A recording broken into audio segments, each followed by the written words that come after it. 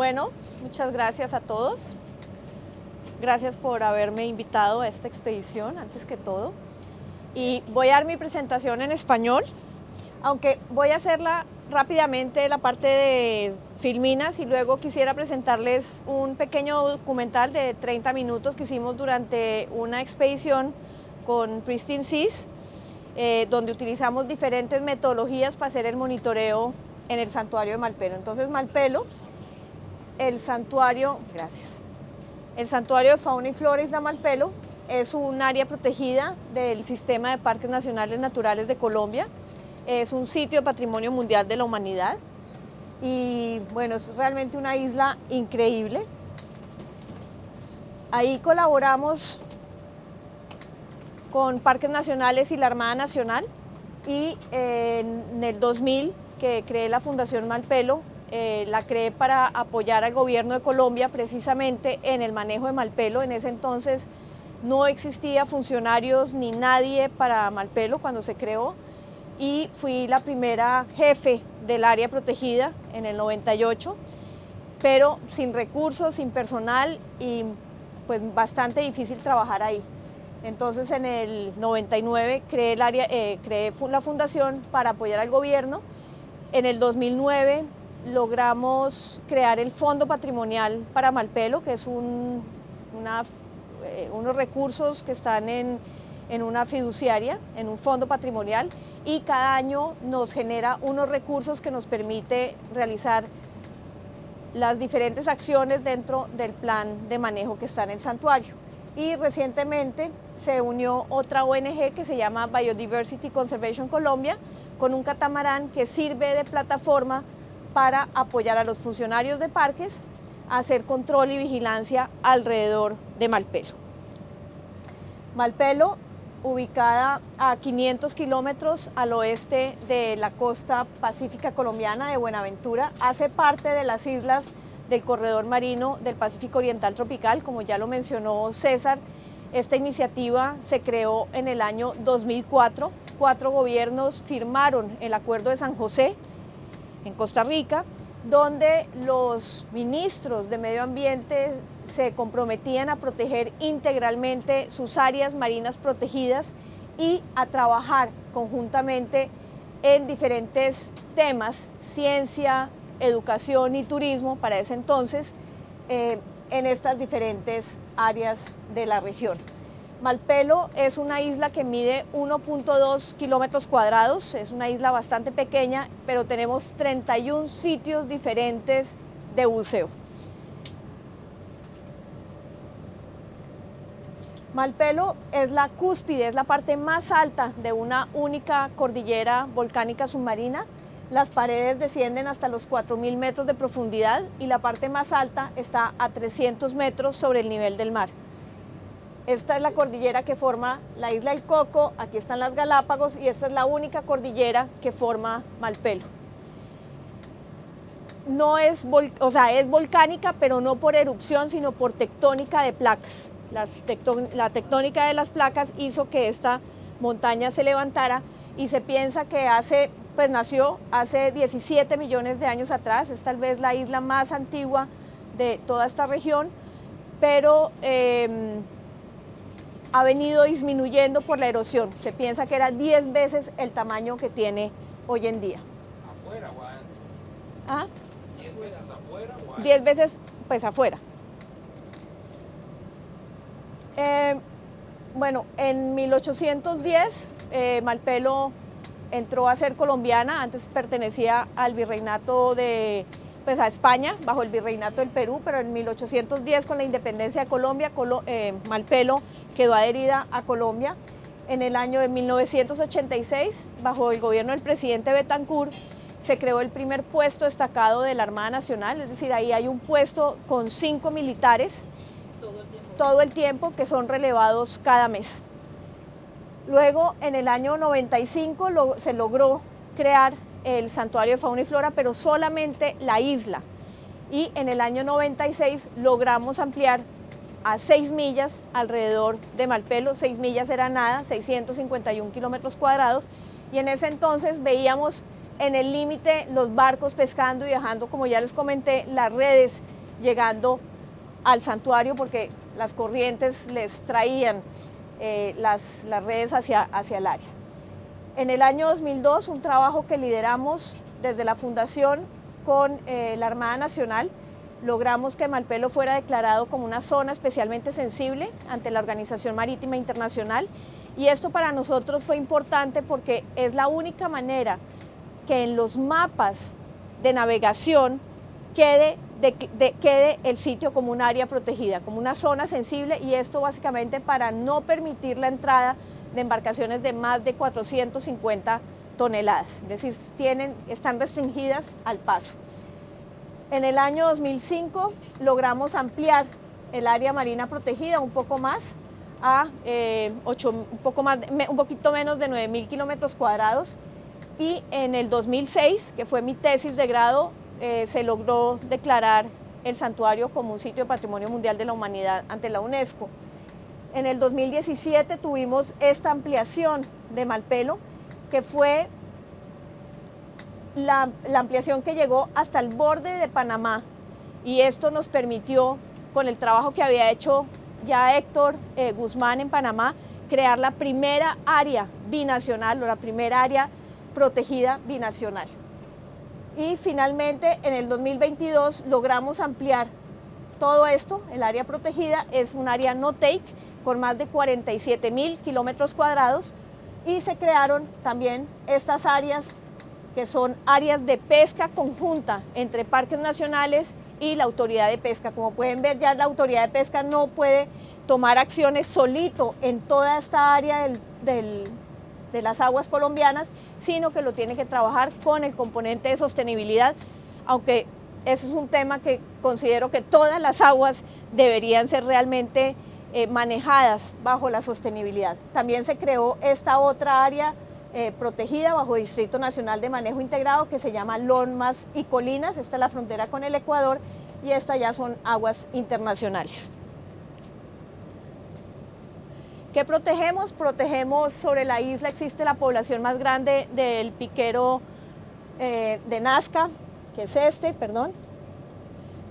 pone 2 huevos al año, solo uno logra sobrevivir, y tenemos repertoriados 60 especies de aves entre migratorias, algunas residentes y otras vagabundas. Compartimos con la isla El Coco y con las Islas Galápagos Creagrus furcatus, que es esta gaviota de hábitos nocturnos. Tenemos sobre la isla también especies endémicas. Tenemos este cangrejo, Gecartinus valpilensis, tenemos una lagartija, Anolis agassizi, Diplogossus milepunctatus, y un geco de hábitos nocturnos. Estos cangrejos están muy relacionados al cangrejo de Clipperton y son especies que son limpiadoras, que no dejan que nada pueda sobrevivir ahí. Es decir, que si nosotros llegamos ahí y nos llegamos a desmayar, nos van a comer. Si dejamos cualquier cosa, se la comen, plásticos, carpas, o sea, es imposible alojarse en la isla por estos cangrejos. Toca ponerles barreras, mejor dicho. Y en la parte marina se protegen, obviamente, las formaciones de coral duro, formaciones de coral blando y peces asociados al arrecife y peces pelágicos. Estas son pues algunas de las especies. Esta la compartimos con la isla El Coco. Es diferente a la especie que se encuentra en isla de Galápagos. Este es Porectus, en Galápagos está el Darwini. Y en fin, y también tenemos varias especies de peces que son endémicos de Malpelo. En los pelágicos, pues como en todas nuestras áreas, tenemos atunes, bonitos, rayas águila, algunas mantas, bravos, jureles y obviamente los tiburones. En el área tenemos varios, y también en la fundación pues tenemos varias áreas, varios programas, entre ellos está el de investigación y monitoreo. Y es así como desde el año 2000 la Fundación Malpelo paga al menos 2 expediciones científicas y de monitoreo donde invitamos a los investigadores de universidades y de ONGs que tienen ya unos protocolos establecidos, y esto nos ha permitido desde el año 2000 tener información en momento de aguas frías y en momento de aguas cálidas, la información sobre corales, sobre especies de arrecife, especies endémicas, oceanografía, en fin. Es realmente un área que viene trabajando fuertemente en el monitoreo y que tiene unos datos muy interesantes. Nosotros como fundación estamos encargados entonces de hacer el monitoreo, la investigación de tiburones y pelágicos. ¿Y qué hacemos? Pues básicamente lo mismo que estamos haciendo, todo lo que hacen aquí, telemetría satelital, acústica, genética, BROVs, etcétera, etcétera, etcétera. También hacemos fotoidentificación, tenemos tiburones que han llegado desde la isla Galápagos, han llegado a Malpelo y simplemente por fotoidentificación ya tenemos match.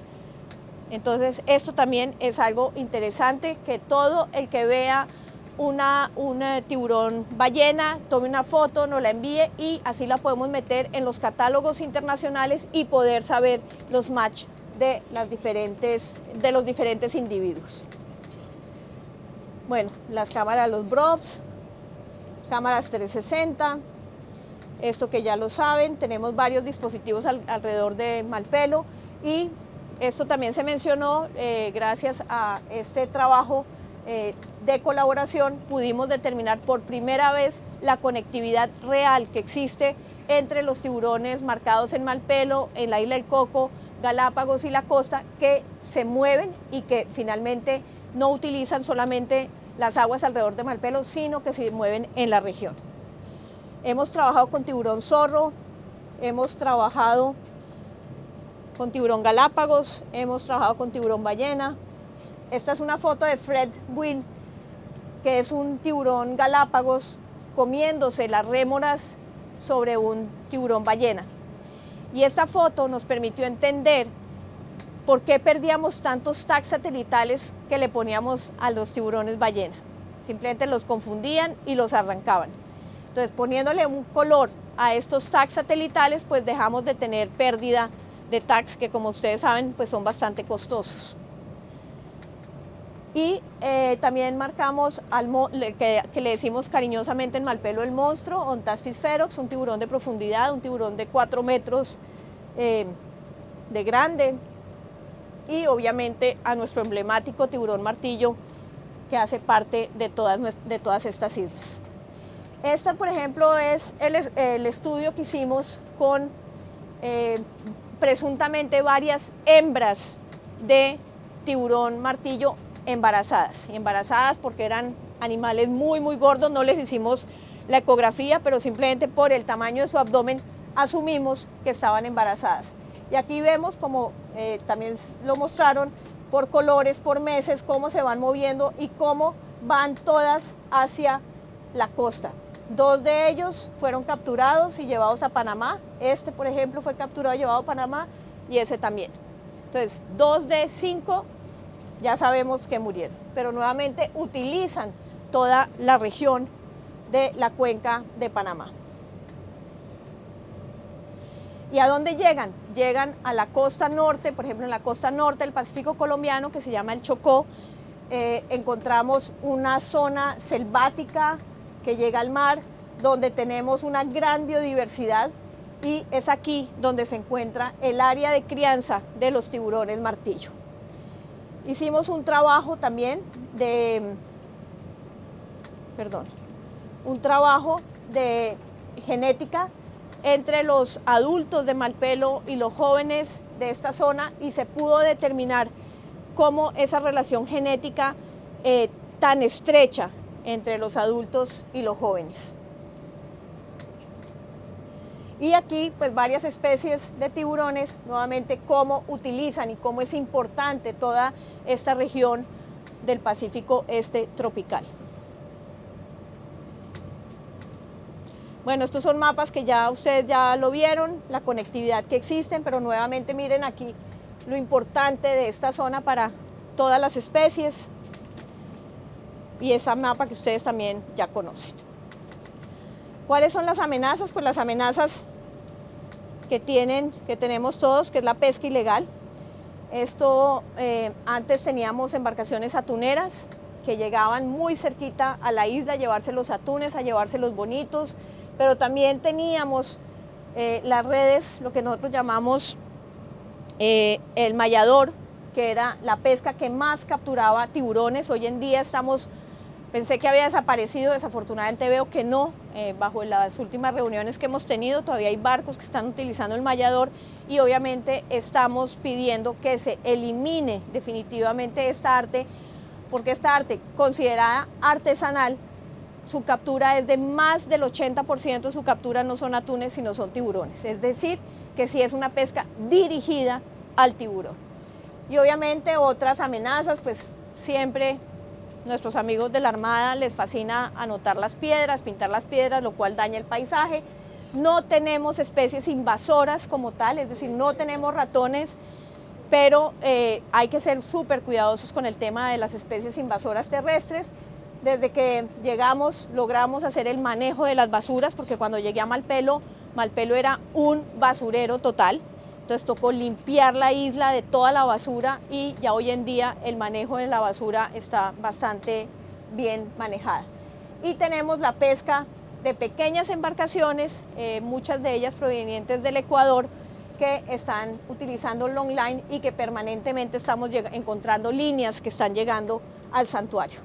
Bueno, esto básicamente es en el monitoreo a lo largo del tiempo. Vemos las tendencias, por ejemplo aquí de tiburón martillo, cómo han descendido y los reportes que tenemos son un descenso de más del 70% de las observaciones de tiburón martillo, y muchas otras especies que no se consumen sí han logrado mantenerse, inclusive algunas han estado por arriba. Bueno, pesca ilegal. Esto es en un camión en Bogotá, iba yo manejando y de pronto un camión paró enfrente. Eso solo nos pasa a nosotros cuando sabemos lo que es un tiburón. Abren la puerta y quedan troncos de tiburón. Esto es en la costa, obviamente muchos mustelus. Esto es en Ecuador, todos los días. Mis amigos del Ecuador saben perfectamente que en Puerto López permanentemente está sucediendo esto, en Esmeralda, siempre hay este espectáculo. Y obviamente muchas de las especies que llegan, de los animales que llegan, están embarazados. Esto nuevamente en la costa, y esto en la pesca de arrastre de camarón, donde pueden ver la gran cantidad de otros peces, de alta cantidad de biodiversidad que se mata sin ningún censo y que finalmente es devuelta al mar. De ahí donde siempre decimos, esto no es seguridad alimentaria, esta pesca está arrasando con los fondos marinos, está empobreciendo a las comunidades que viven de estos recursos, y por ende la pesca de arrastre también debe ser abolida. Esto es un estudio que se hizo de mercurio, de niveles de mercurio, tanto en aletas como en carne, en músculo de tiburón, y encontramos altos porcentajes, más altos los porcentajes de lo que está permitido para el consumo, y estamos utilizando estos datos para decirle a las comunidades: no coman tiburón porque ustedes mismos se están envenenando. Y en países como Colombia, donde el aumento de la minería ilegal de oro que utiliza mercurio ha venido aumentando, pues es mucho mayor el problema. Bueno, las montañas submarinas, que gracias al trabajo que hemos hecho todos le hemos dado la importancia a las migravías, nos hemos dado cuenta de la importancia que tienen los montes submarinos, y esos montes son los que nos han permitido también ampliar las áreas marinas protegidas. Hemos encontrado, esto es con ROV, a 1000 metros de profundidad, especies que en ese entonces no teníamos ni idea de qué se trataban, 2008. Y obviamente después que hemos podido hacer varias misiones con el submarino de largo, el Deep Sea, que nos ha permitido también descubrir los fondos marinos hasta los 400 metros de profundidad. Colombia tiene el 50% de su territorio es marino. Y aquí tenemos, este mapa ya lo vieron ustedes, las áreas, las zonas económicas exclusivas de cada uno de los países. y esta zona, que son aguas internacionales, donde hay un grupo que viene trabajando para que logremos que esta zona de alta mar sea también una zona protegida. No es fácil, pero digamos que hacia allá es hacia donde estamos tratando de movernos, sobre todo con lo que sucedió en Galápagos, toda la flota china que empezó a entrar por acá. Otro de los programas que tenemos es el programa de control y vigilancia, obviamente control y vigilancia contra la pesca ilegal. Tenemos a la Armada que nos apoya, tuvimos que cambiar leyes para eso porque antes cuando cogían una embarcación de pesca realizando actividad de pesca ilegal en Malpelo, cuando llegaban al continente los tenían que soltar porque nuestra ley decía que si llegaban a territorio con más de 30 horas tocaba soltarlos. Y obviamente Malpelo queda a 10 nudos de velocidad a 36 horas y por ende cada proceso se caía. Entonces nos tocó cambiar leyes para decir que las 30 horas contaban desde el momento que llegaban a tierra, a puerto. Bueno, también tenemos boyas de amarre que permanentemente estamos arreglando. En Malpelo no se permite tirar el ancla, echar el ancla al agua.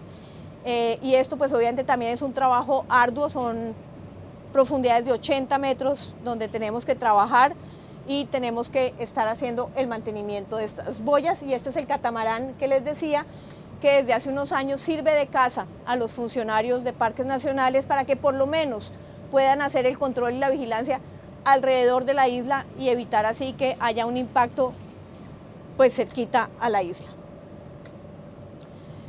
Esto es una foto que tomé la primera vez que llegué a Malpelo, año 87. Vemos los barcos anclados sobre el coral, barcos con montañas. Esta no tenía tantos tiburones, pero tengo fotos con muchísimas tiburones a bordo.